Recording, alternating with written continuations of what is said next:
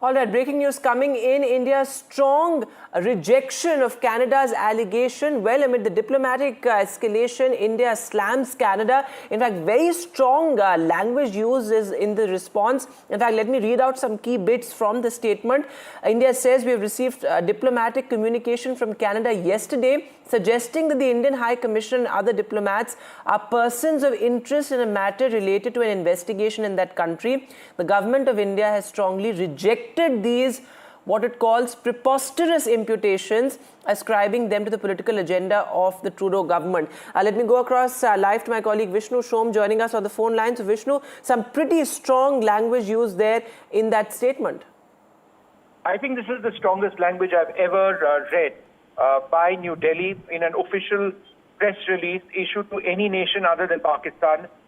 This is after India received communication from Canada suggesting that the Indian High Commissioner and other diplomats at the Indian High Commission in Ottawa and elsewhere were quote-unquote persons of interest who were being investigated or in a matter related to an investigation in Canada.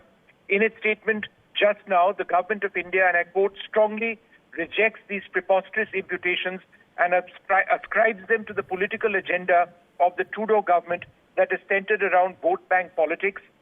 I'm going to keep reading this because it gets even stronger. Since Prime Minister Trudeau made certain allegations in September 2023, the Canadian government has not shared a shred of evidence with the government of India despite many requests from our side. This latest step follows interactions that have again witnessed assertions without any facts. This leaves little doubt that on the pretext of an investigation, there is a deliberate strategy of smearing India for political gains. Prime Minister Trudeau's hostility to India has long been in evidence. In 2018, his visit to India, which was aimed at currying favor with the vote bank, rebounded to his discomfort. His cabinet has included individuals who've openly associated with an extremist and separatist agenda regarding India. His naked interference in Indian internal politics in December 2020 showed how far he was willing to go in this regard. That his government was dependent on a political party whose leader openly espouses a separatist ideology vis-a-vis India only aggravated matters. Under criticism for turning a blind eye to foreign interference in Canadian politics, his government has deliberately brought in India in an attempt to mitigate the damage. This latest development targeting Indian diplomats is now the next step in that direction. It is no coincidence that it takes place as Prime Minister Trudeau is to depose before a commission on foreign interference. It also serves the anti-India separatist agenda that the Trudeau government has constantly pandered to for narrow political gain. To that end, the Trudeau government has consciously provided space to violent extremists and terrorists to harass, threaten, and intimidate Indian diplomats.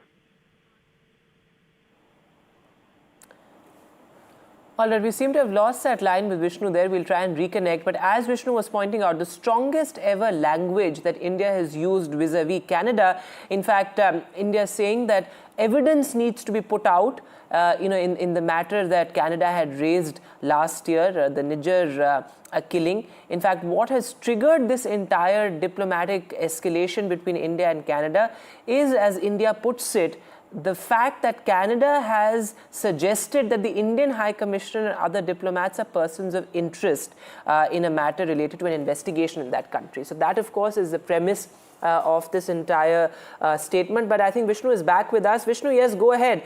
You were talking to us about the statement and also, something that India has reiterated time and again, that evidence needs to be put out, when it comes to allegations made by Canada. The statement goes on to say that High Commissioner Sanjay Kumar Verma is India's senior-most serving diplomat with a distinguished career spanning 36 years. He has been ambassador in Japan and Sudan while also serving in Italy, Turkey, Vietnam and China. The aspersions cast on him by the government of Canada are ludicrous and deserve to be treated with contempt.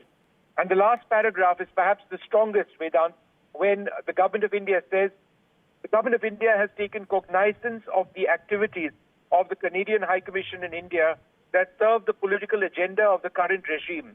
This led to the implementation of the principle of reciprocity in regard to diplomatic representation. India now reserves the right to take further steps in response to these latest efforts of the Canadian government to concoct allegations against Indian diplomats.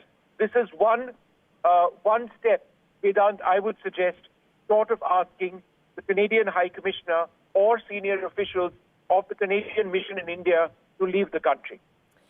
Vishnu, where does it go from here? Of course, recently we saw that there was some sort of consensus, but diplomatic ties between India and Canada have been at an all-time low. Where does it go from here now? You're quite right. There was a sense that Canada was trying to, fix, in a sense, the relationship between India and between New Delhi and Ottawa, which has really plummeted over the last 1 year.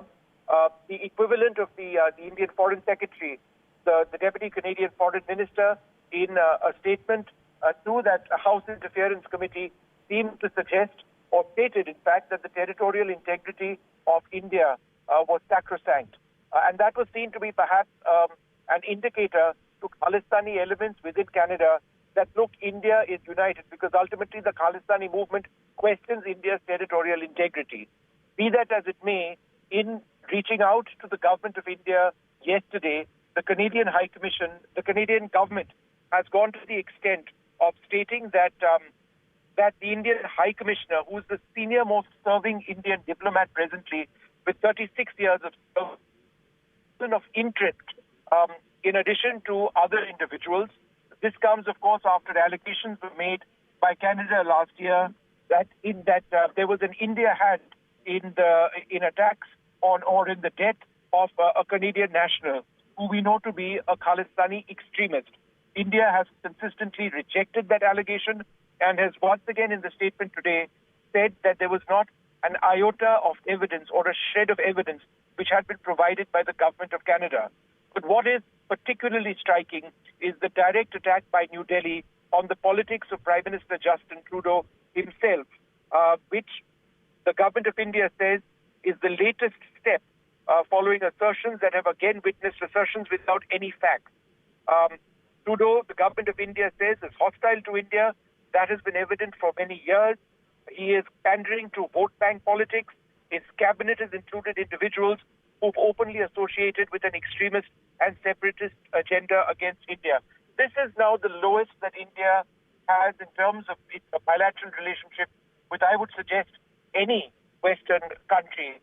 And it's tragic that this has to be Canada, but the differences are stark, and New Delhi not accepting the fact that under the pretext of freedom of speech, Khalistani terrorists and their sympathizers are allowed to get away with open threats to Indian mission personnel in Canada.